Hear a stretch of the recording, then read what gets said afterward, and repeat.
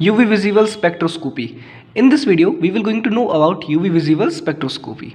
So first coming to the definition, what it says that UV visible spectroscopy, it include study of absorption of light by particles in UV visible range.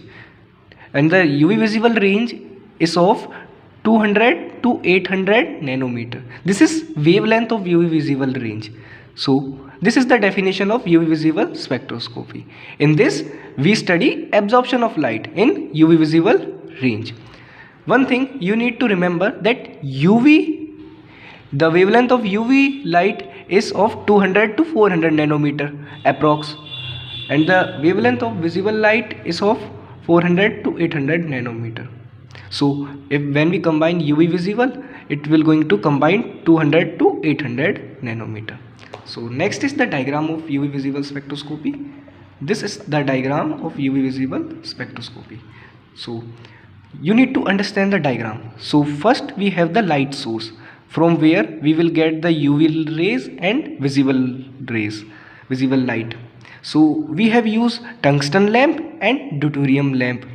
The tungsten lamp is used to emit visible light. Tungsten lamp will emit visible light, and deuterium lamp, it will emit UV light. So these two are light sources.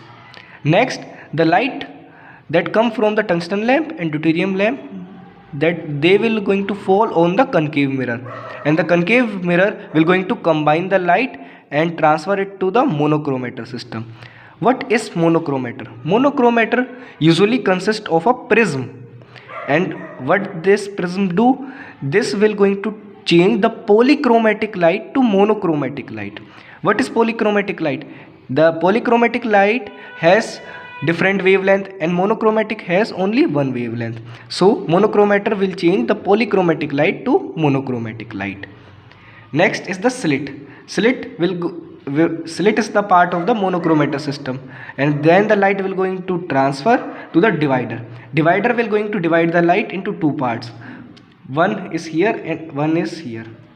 So when this light falls on mirror, it will be diverted to the reference cell, and this straight line will transfer to the sample cell. These two are known as cuvette. These glass shaped cells are known as cuvette. So what these hold?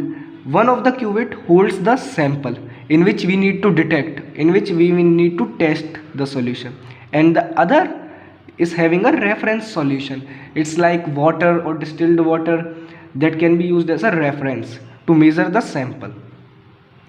Next, we are having on the diagram is detector system.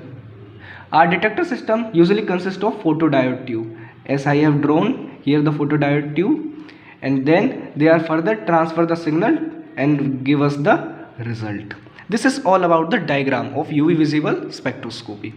Now coming to the components of UV visible spectrophotometer.